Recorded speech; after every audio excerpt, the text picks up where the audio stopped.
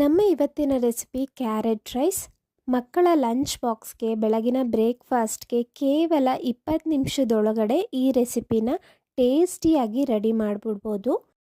ನಮಸ್ತೆ ವೀಕ್ಷಕರೇ, ಎಲ್ಲರಿಗೂ ಸವಿ ಕಿಚನ್ ಕನ್ನಡಗೆ ಸ್ವಾಗತ. ಆಗಿಲ್ಲ ಈಗಲೇ ಹೋಗಿ ಸಬ್ಸ್ಕ್ರೈಬ್ ಮಾಡಿ. ಈಗ ಈ ಟೇಸ್ಟಿ ಕ್ಯಾರೆಟ್ ರೈಸ್ನ ಹೇಗೆ ಮಾಡೋದು ಅಂತ ಶುರು ಮಾಡೋಣ. ಮೊದಲಿಗೆ ಇಲ್ಲಿ ಸ್ಟವ್ ಹಚ್ಚಿ ಪ್ಯಾನ್ ಇಟ್ಟು 7ರಿಂದ 8 ಸ್ಪೂನ್ ಆಗುವಷ್ಟು ಎಣ್ಣೆನ ಹಾಕ್ಕೊಳ್ತಾ ಇದ್ದೀನಿ. ಒಂದು ಸ್ವಲ್ಪ ಸಾಸಿವೆ ಹಾಕ್ಕೊಳ್ಳಿ. ಸಾಸಿವೆ ಸಿಡಿದ ನಂತರ ಇಲ್ಲಿ 5 ಎಸಳು ಬೆಳ್ಳುಳ್ಳಿನ ಸಣ್ಣ ಸಣ್ಣದಾಗಿ ಕಟ್ ಮಾಡಿ ಸೇರಿಸ್ಕೊಂಡಿದ್ದೀನಿ. ಈಗ ಒಂದು 5 ಗೋಡಂಬಿನೂ ಹಾಕ್ಕೊಳ್ತಾ ಇದ್ದೀನಿ. ಸ್ಟವ್ನ ಲೋ ಫ್ಲೇಮಲ್ಲಿ ಇಟ್ಕೊಳ್ಳಿ, ಇಲ್ಲ ಬೆಳ್ಳುಳ್ಳಿ ಮತ್ತು ಗೋಡಂಬಿ ಸೀದೋಗ್ಬಿಡುತ್ತೆ. ಲೋ ಫ್ಲೇಮಲ್ಲಿ ಇಟ್ಕೊಂಡೆ 1ರಿಂದ 2 ನಿಮಿಷ ಫ್ರೈ ಮಾಡ್ಕೊಳ್ಳೋಣ. ಗೋಡಂಬಿ ಹೆಚ್ಚಿಗೆ ಹಾಕ್ಕೊಳ್ಳಿ, ತುಂಬಾ ಚೆನ್ನಾಗಿರುತ್ತೆ ಈ ಕ್ಯಾರೆಟ್ ರೈಸ್ನಲ್ಲಿ. ಈಗ ಫ್ಲೇವರ್ಗೋಸ್ಕರ 1 ಏಲಕ್ಕಿ, 1 ಪಲಾವ್ ಎಲೆ, 1 ಸ್ಟಾರ್ ಹೂ, 1 ಇಂಚ್ ಆಗೋಷ್ಟು ಚಕ್ಕೆನೂ ಹಾಕ್ಕೊಂಡು 30 ಸೆಕೆಂಡ್ಗಳ ಕಾಲ ಫ್ರೈ ಮಾಡ್ಕೊಳ್ಳೋಣ. ಅನಂತರ ಇಲ್ಲಿ 5ರಿಂದ 6 ಹಸಿಮೆಣಸಿನಕಾಯಿನ ಕಟ್ ಮಾಡಿ ಸೇರಿಸ್ಕೊಳ್ತಾ ಇದ್ದೀನಿ. ಖಾರಕ್ಕೆ ತಕ್ಕಂತೆ ನೋಡಿಕೊಂಡು ಹಸಿಮೆಣಸಿನಕಾಯಿನ ಸೇರಿಸ್ಕೊಳ್ಳಿ. 1ರಿಂದ 2 ನಿಮಿಷ ಫ್ರೈ ಮಾಡಬೇಕಾಗುತ್ತೆ, ನಮಗೆ ಆ ಖಾರ ಎಲ್ಲ ಎಣ್ಣೆಯಲ್ಲಿ ಬಿಡೋದಕ್ಕೆ. ಇಲ್ಲಿ ಸ್ವಲ್ಪ ಹಸಿ ಕರಿಬೇವನ್ನು ಹಾಕ್ಕೊಂಡು ಫ್ರೈ ಮಾಡ್ಕೊಳ್ತಾ ಇದ್ದೀನಿ. ಈಗ 2 ಮೀಡಿಯಮ್ ಸೈಜ್ ಈರುಳ್ಳಿನ ಕಟ್ ಮಾಡಿ ಸೇರಿಸ್ಕೊಳ್ತಾ ಇದ್ದೀನಿ. ಈರುಳ್ಳಿ ನಮಗೆ ಗೋಲ್ಡನ್ ಬ್ರೌನ್ ಆಗೋವರೆಗೂ ಫ್ರೈ ಮಾಡ್ಕೋಬೇಕಾಗುತ್ತೆ.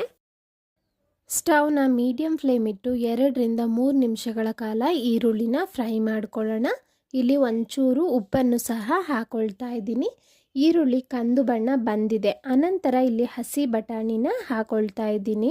ಬಟಾಣಿ ಜೊತೆನೇ ತುರಿದಿರೋ ಅಂಥ ಕ್ಯಾರೆಟ್ನ ಸೇರಿಸ್ಕೊಳ್ಳೋಣ. 2 ಕಪ್ ಆಗುವಷ್ಟಿದೆ. ಈಗ ರುಚಿಗೆ ತಕ್ಕಷ್ಟು ಉಪ್ಪನ್ನು ಹಾಕ್ಕೊಳ್ಳೋಣ. ಉಪ್ಪು ಹಾಕೋದ್ರಿಂದನೂ ಕ್ಯಾರೆಟ್ ಬೇಗನೆ ಬೇಯುತ್ತೆ. ಉಪ್ಪು ನೋಡ್ಕೊಂಡು ಹಾಕ್ಕೊಳ್ಳಿ, ಆಗ್ಲೂ ಸ್ವಲ್ಪ ಹಾಕ್ಕೊಂಡಿದ್ದೀವಲ್ಲ. ಸ್ಟವ್ನ ಲೋ ಟು ಮೀಡಿಯಮ್ ಫ್ಲೇಮ್ ಇಟ್ಕೊಳ್ಳಿ. 5ರಿಂದ 6 ನಿಮಿಷಗಳ ಕಾಲ ಬೇಯಿಸ್ಕೋಬೇಕಾಗುತ್ತೆ. ನಾವು ತುರಿದು ಕ್ಯಾರೆಟ್ನ ಸೇರಿಸಿರೋದ್ರಿಂದ ನಮಗೆ ಅಷ್ಟೊಂದು ಟೈಮ್ ತೊಗೊಳ್ಳೋದಿಲ್ಲ. ಕಟ್ ಮಾಡಿ ಸೇರಿಸ್ಕೊಂಡ್ರೆ ಒಂದು ಸ್ವಲ್ಪ ಜಾಸ್ತಿ ಟೈಮ್ ಬೇಕಾಗುತ್ತೆ. ಕ್ಯಾರೆಟ್ ಆಲ್ರೆಡಿ 80% ಅಷ್ಟು ಬೆಂದಿದೆ. ಇಲ್ಲಿ 1/4 ಟೇಬಲ್ ಸ್ಪೂನ್ ಆಗೋಷ್ಟು ಮೆಣಸಿನ ಪುಡಿನ ಹಾಕ್ಕೊಳ್ತಾ ಇದ್ದೀನಿ. ಪೆಪ್ಪರ್ ಪೌಡರ್ ಇಲ್ಲ ಅಂದರೆ ನೀವು ಮೆಣಸನ್ನೇ ಕುಟ್ಟಿ ಪುಡಿ ಮಾಡಿ ಹಾಕ್ಕೊಳ್ಬೋದು. ಪೆಪ್ಪರ್ ಪೌಡರ್ ಹಾಕಿದ ನಂತರ 2-3 ನಿಮಿಷ ಚೆನ್ನಾಗಿ ಮಿಕ್ಸ್ ಮಾಡಿಕೊಂಡು ಬೇಯಿಸ್ಕೊಳ್ಳಿ. ಸ್ಟವ್ ಆಫ್ ಮಾಡೋಕ್ಕಿಂತ ಮುಂಚೆ ಸ್ವಲ್ಪ ಕೊತ್ತಂಬರಿ ಸೊಪ್ಪನ್ನ ಹಾಕ್ಕೊಂಡು ಅನಂತರ ಸ್ಟವ್ನ ಆಫ್ ಮಾಡ್ಕೊಳ್ಳೋಣ. ಎಲ್ಲ ಮಿಕ್ಸ್ ಮಾಡಿ ಕೊನೆಯದಾಗಿ ನಿಂಬೆಹಣ್ಣಿನ ರಸನ ಸೇರಿಸ್ಕೊಳ್ತಾ ಇದ್ದೀನಿ. ಗೊಜ್ಜೆಲ್ಲ ರೆಡಿ ಇದೆ. ಈಗ ರೈಸ್ನ ರೆಡಿ ಮಾಡಿ ಉದ್ರುದ್ರಾಗಿ ಇಟ್ಕೊಂಡಿದ್ದೀನಿ. ಇದಕ್ಕೆ ಎಷ್ಟು ಬೇಕೋ ಅಷ್ಟು ಗೊಜ್ಜನ್ನು ಹಾಕಿ ಮಿಕ್ಸ್ ಮಾಡ್ಕೊಳ್ತಾ ಇದ್ದೀನಿ. ನೋಡಿ,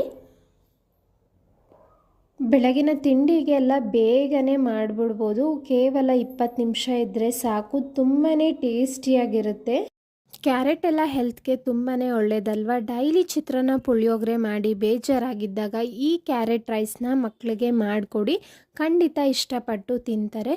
ನಮ್ಮ ಇವತ್ತಿನ ರೆಸಿಪಿ ನಿಮಗೆಲ್ಲ ಇಷ್ಟ ಆಗಿದ್ದರೆ ಪ್ಲೀಸ್ ಲೈಕ್ ಮಾಡಿ, ಶೇರ್ ಮಾಡಿ. ಹಾಗೆ ಇನ್ನೂ ಯಾರೆಲ್ಲ ಸಬ್ಸ್ಕ್ರೈಬ್ ಆಗಿಲ್ಲ ಈಗಲೇ ಹೋಗಿ ಸಬ್ಸ್ಕ್ರೈಬ್ ಆಗೋದನ್ನು ಮರಿಬೇಡಿ. Thank you.